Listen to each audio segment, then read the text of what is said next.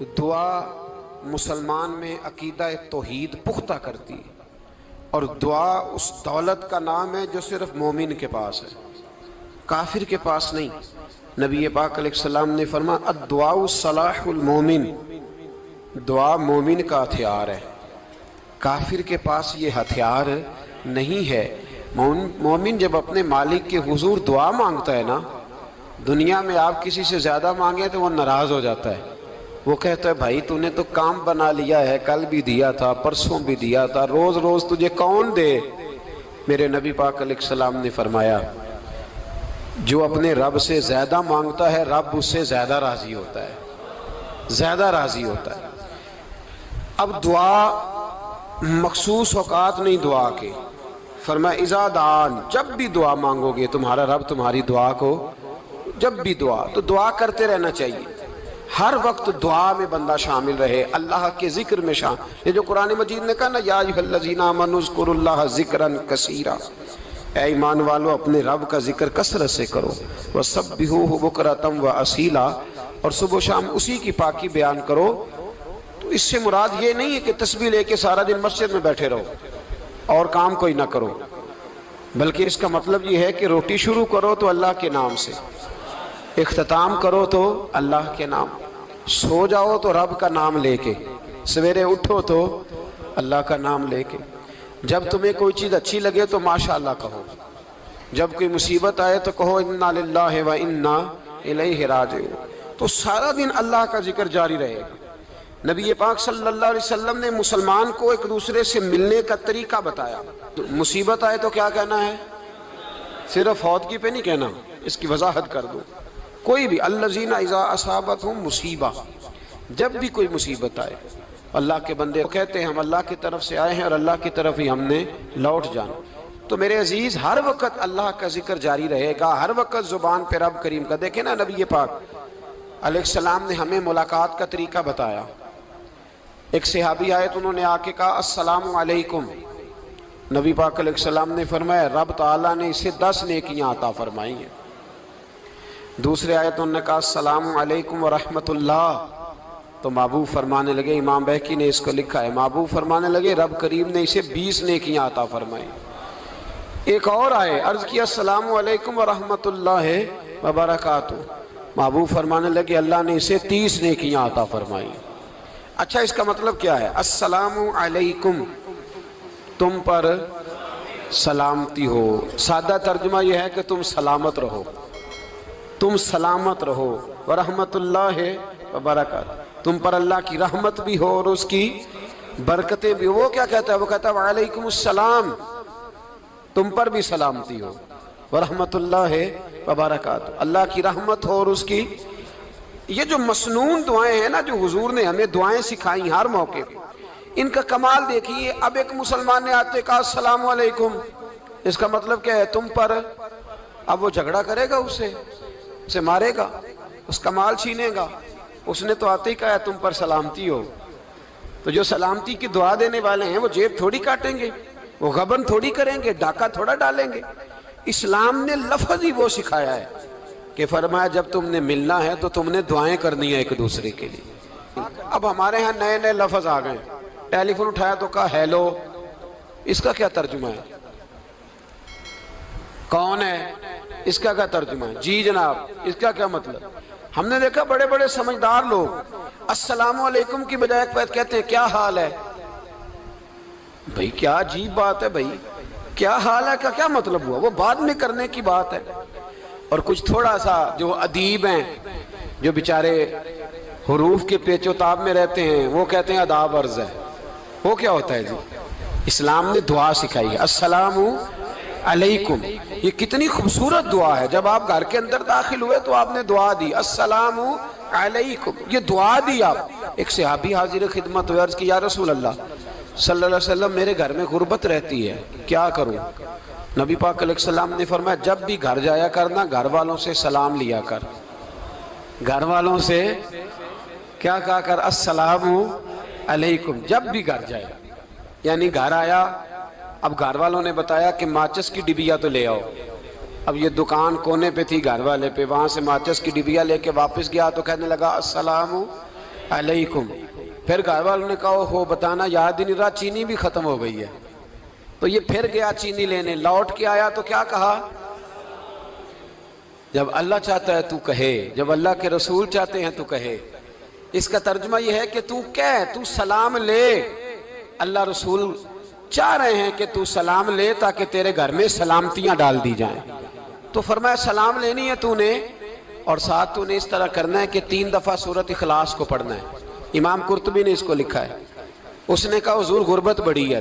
غربت بڑی ہے تو کہ وظیفہ بتائیں. فرمایا جب بھی گھر جاؤ سلام لو اور 3 دفعہ سورۃ اخلاص پڑھو. وہ صحابی کہتے ہیں میں پکا ہو گیا. اب وہ کچھ دنوں کے بعد، کچھ عرصے کے بعد، کچھ مہینوں کے بعد واپس آئے تو صحابہ کرام علیہم رضوان فرماتے ہیں ہماری خواہش تھی کہ یہ کچھ بیان کرے، اب بتائے جو وظیفہ لے کے گیا تھا اس کا رزلٹ کیا نکلا. کہتے اس نے بڑی حیرت انگیز بات کی، حیرت انگیز عجیب انداز میں. کچھ لوگوں کا دل ہوتا ہے نا کہ مجھے ملے میرے پڑوسی کو نہ ملے، اور کچھ کا دل ہوتا ہے یار مجھے بھی ملا ہے اور الحمدللہ میرے پڑوسی کو ملا ہے. تو صحابی جب حاضر ہوئے تو صحابہ کہتے ہیں ہمیں تجسس تھا کہ یہ کچھ بتائیں. تو حضور نے فرمایا کیا حال ہے تیرا؟ کہا یا رسول اللہ کمال ہی ہو گئی ہے حضور، میں جب بھی گھر جاتا ہوں سلام لیتا ہوں اور 3 دفعہ سورۃ اخلاص پڑھتا ہوں. میں تو امیر ہو ہی گیا ہوں، میرے تو ہمسائے بھی امیر ہو گئے. کتنا پیارا ہے یہ جملہ، کتنا حسن ہے. اتنا اچھا لفظ کسی اور کے پاس ہے ہی نہیں جو الفاظ ہمیں ہمارے رسول نے عطا فرمایا. اس کو اپنائیے، اس کو اپنائیے. یہ الگ بات ہے کہ لوگ مطلب کے لیے سلوٹ کر لیتے ہیں بڑا سارا، لیکن مطلب کے لیے نہیں. جس کو جانے اس سے بھی سلام لیں، جس مسلمان کو نہیں جانتے اس سے بھی. تو نبی پاک نے ہمیں مسنون دعائیں سکھائیں. رات کو جب سونے لگیں اللہ کے رسول صلی اللہ علیہ وسلم نے ہمیں دعا سکھائی. حضور نے فرمایا جب سونے لگو تو مسلم شریف میں فرمایا تم نے یہ دعا پڑھنی، اللہم باسمک اموت و احیا. تم نے کہنا اے اللہ میں تیرے نام پر مرتا ہوں اور تیرے نام پر جیتا ہوں. نبی پاک صلی اللہ علیہ وسلم نے ایک حدیث میں فرمایا کہ یہ جو نیند ہے نا یہ موت کی چھوٹی بہن ہے، یہ موت کا ایک حصہ ہے. جس طرح انسان سو جائے تو کوئی خبر نہیں ہوتی کیا ہو رہا ہے، بالکل وہ اٹھا ہے تو اس نے کہا ہو یہ کیا ہوا. سو جاتا ہے نا آدمی، اسے خبر نہیں ہوتی. اوہو میں نے تو 11 بجے اٹھنا تھا، یہ تو 3 بج گئے. اب اسے خبر نہ رہی. سوتے ہوئے لوگ چوری کر لیتے ہیں. بلکہ اس طرح بھی ہوتا ہے کہ آدمی نے گکھڑ اترنا تھا، وہ پنڈی سے آ رہا تھا لیکن وہ سویا ہوا تھا. آنکھ تب کھلی جب کاموں کی آ گیا تھا.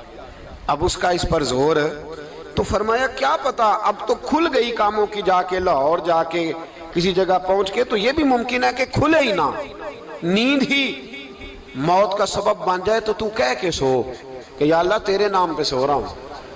اللہ کس نام پہ سو رہا ہوں؟ یار اگر ہم ان دعاؤں کا حسن سمجھے، مطلب اللہم باسمک اموت و احیا، یا اللہ میں تیرے نام پہ سوتا ہوں اور تیرے نام پر اٹھتا ہوں. گویا کہہ رہا یا اللہ میری نیند بھی تیرے فضل سے ہی ہے، اور اگر آنکھ کھل جائے تو وہ بھی تیرے فضل سے ہی ہے. کتنا اعلیٰ نبی پاک علیہ السلام نے انداز سکھایا. اور پھر بخاری شریف میں حدیث موجود ہے، فرمایا جب اٹھو تو کہو الحمدللہ الذی احیانا بعد ما اماتنا والیہ النشور. فرمایا جب تم سو کے اٹھو تو پھر کہو اے اللہ ساری تعریفیں تیرے لیے، تمام تعریفیں جس نے ہمیں موت کے بعد حیات دی. موت کے بعد فرمایا احیانا بعد ما اماتنا، ہمیں مرنے کے بعد گویا اللہ کا شکر ادا کر کے آنکھ کھل گئی. دیکھیں کس طرح اسلام مسلمان کو اللہ کے ساتھ جوڑتا ہے. فرمایا شکر کر، آنکھ کھل گئی. کہ یا اللہ تیرا شکر ہے تو نے موت کے بعد ہمیں دوبارہ حیات عطا فرمائی، یہ شکر ادا کرو. گویا تم یہ نہ کہنا کہ میں اٹھ گیا ہوں تو میرا کمال ہے، یہ نہ سمجھنا میں اٹھ گیا ہوں تو میں بڑا پابند ہوں، جب میں ارادہ کر لوں کہ میں نے 11 بجے اٹھنا ہے تو پھر میں اٹھ جاتا ہوں. یہ نہ کہنا کہ یہ الارم بڑا اچھا ہے، یہ مجھے اٹھا لیتا ہے. ذہن کے اندر خیال کر کہ نیند تو موت کی طرح تھی، یہ جو میں اٹھ گیا ہوں تو اپنے رب کے فضل سے اٹھا ہوں. جو میں اٹھ گیا ہوں، جو ابھی اٹھے ہیں وہ تو بول دینا کم از کم کہ میں اپنے رب کے فضل سے اٹھ گیا. تو دعا سکھائی. پھر دیکھیے نبی پاک صلی اللہ علیہ وسلم نے فرمایا جب تم بیت الخلاء میں جاتے ہو نا، واش روم میں جاتے ہو، تو گندی چیزیں ہوتی ہیں وہاں، شیطان ہوتے ہیں، جنات ہوتے ہیں، یہ گندگی پہ ہوتے ہیں۔ جب تم واش روم جاؤ، بیت الخلا جائے، تب بھی دعا مانگو۔ کیا دعا مانگو؟ وہ دعا بھی نبی پاک صلی اللہ علیہ وسلم نے ہمیں تعلیم فرمائی اور بخاری میں ہے، کہا پڑھا کرو اللہم انی اعوذ بک من الخبث والخبائث۔ کہو اے اللہ، ناپاک چیزوں سے میں تیری پناہ مانگتا ہوں، وہ نر ہوں یا مادہ ہوں۔ اللہ میں تیری پناہ مانگتا ہوں۔ واش روم کے اندر بہت ساری بری چیزیں ہوتی ہیں، جوان میری بات پر توجہ فرمائیں، وہاں بہت ساری گندی چیزیں ہوتی ہیں۔ انسان کئی دفعہ واش روم میں جاتا ہے، اسے وسوسے زیادہ آتے ہیں، یہ نوٹ کریں میری بات کو۔ اصل میں نا ہم بات ڈھونڈ رہے ہیں علاج اپنی بیماریوں کا، حالانکہ علاج تو سارا مدینے والے رسول کے پاس موجود ہے، محبوب کے پاس ساری دوائیاں ہیں۔ تو نبی پاک علیہ السلام دیکھیں نا، انسان واش روم میں جاتا ہے، اسے وسوسے آتے، برے خیالات آتے، وہ گناہ کی طرف کئی دفعہ مائل ہوتا ہے، تو کہا تو دعا پڑھ کے جا، اللہم انی اعوذ بکا، یا اللہ میں تیری پناہ مانگتا ہوں، من الخبث والخبائث، ہر خبیث اور بری چیز سے میں تیری پناہ مانگتا ہوں، وہ نر ہو یا یار کتنا عظیم دین ہے، کتنا عظیم میرے مصطفیٰ کریم کا وہ والا دین ہے۔ اصل میں اللہ کرے بی اے پاس بچے کو بیت الخلا کی دعا بھی یاد ہو جائے، ایسے یاد ہو جائے، اور اس کے ماں باپ سمجھ لیں کہ جوان ہو گیا ہے، تو اب ہو سکتا ہے اس کی طرف شیطان حملہ زیادہ کرے، اسے خراب کرنے کی کوشش کرے، تو لہٰذا اسے دعا سکھائی جائے تاکہ اس کو پہلے سے پتا ہو کہ میں نے اس بے ایمان سے بچنا کس طرح سے۔ اب آپ دیکھیے نبی پاک علیہ السلام نے ہمیں دعا سکھائی، مصنف ابن ابی شیبہ میں۔ کون سی دعا؟ واش روم سے نکلنے کی۔ اللہ اکبر، بڑی زبردست دعا ہے، بڑی زبردست۔ آپ یقین کریں اس ایک ایک دعا پر ایک ایک پورا بیان ہو سکتا ہے، ایک ایک۔ یہ اس لیے نہیں میں کہہ رہا کہ میں کوئی عالم فاضل آدمی ہوں، آپ کہیں گے کہ بتا رہے ہیں میں بڑا پڑھا لکھا ہوں، صرف یہ عرض کر رہا ہوں کہ اس کے فوائد پر، ثمرات پر جو اللہ تبارک و تعالی امت کو دیتا ہے، ان دعاؤں کی جو فضیلت حدیثوں میں آئی، اور پھر جو اس کے فوائد ہے، اور اس پر بات کروں تو ایک دعا تقاضا کرتی ہے کہ اس پر پورا ایک لیکچر ہونا چاہیے۔ دیکھیے آپ واش روم سے نکلے، دعا کیا ہے؟ دعا کے لفظ کیا؟ الحمدللہ الذی، ایک حدیث میں لفظ ہے غفرانک، غفرانک، اے اللہ میں تجھ سے بخشش چاہتا ہوں۔ اور جو مشہور اور معروف ہے مصنف ابن ابی شیبہ کی روایت، فرمایا الحمدللہ الذی اذھب عنی العذاب وعافانی، فرمایا اے اللہ تیرا شکر ہے۔ واش روم سے نکلا ہے تو کہہ رہا ہے یا اللہ تیرا شکر ہے، تو نے مجھ سے اذیت دور کی، وعافانی، اور تو نے مجھے عافیت عطا کر دی، اذیت دور کر دی اور عافیت۔ بولیے، واش روم سے نکلا ہے تو کیا کہتا ہے؟ یا اللہ تیرا شکر ہے، تو نے مجھ سے اذیت دور کر دی اور مجھے عافیت۔ ڈاکٹر حکیم ہومیوپیتھک ایک چیز پر متفق کم ہوتے ہیں، پتہ ہے نا آپ کو، لیکن اس بات پر سب کا اتفاق ہے کہ اگر کسی کو قبض ہو جائے نا تو شاید 70 یا 72 بیماریاں لگ جاتی ہیں اس کو۔ اور جب آدمی کو قبض ہوتی ہے نا، پیٹ کے اندر فضلہ جم جاتا ہے، خارج نہیں ہوتا، اس کو اعصاب کی بیماری ہوتی ہے، اس کے ذہن پر اثر ہوتا ہے اس چیز کا۔ آپ یہ مت سمجھیں کہ کھانا کھانا یہ کمال ہے، اللہ نے یہ بھی نعمت بنائی ہے کہ کھانا جب خارج ہوتا ہے تو وہ بھی اللہ کا بہت بڑا احسان ہے۔ تو فرمایا تو سمجھا ہی نہیں، اگر تجھے قبض ہو جاتی، تیرے پیٹ کے اندر وہ چیز جم جاتی، تیرے لیے کتنی تکلیف کا باعث تھی۔ ان لوگوں سے پوچھئے جو اس کے بیمار ہیں، اس کے مریض ہیں، وہ کتنی تکلیف میں رہتے ہیں، سر میں درد ہوتا ہے، سر چکراتے ہیں۔ ایک بہت بڑا روڈ ایکسیڈنٹ ہوا تو ڈرائیور سے لوگوں نے پوچھا کہ مسئلہ کیا ہے، تو کہنے لگا میں قبض کا مریض ہوں، تو میں کھانا کھا لیتا ہوں تو میرے ذہن پر وہ اس قدر زیادہ گیس کا غلبہ ہوتا ہے کہ میں سخت تکلیف میں ہوں۔ نبی پاک علیہ السلام نے ہمیں سمجھایا اور بتایا کہ سمجھ لو یارو، کھانا کھانے کی نعمت تو اللہ نے تمہیں عطا فرمائی ہے، لیکن کھانا کھانے کے بعد اس کا اخراج بھی اللہ کی بہت بڑی نعمت ہے، تو اللہ کا شکر ادا کرو۔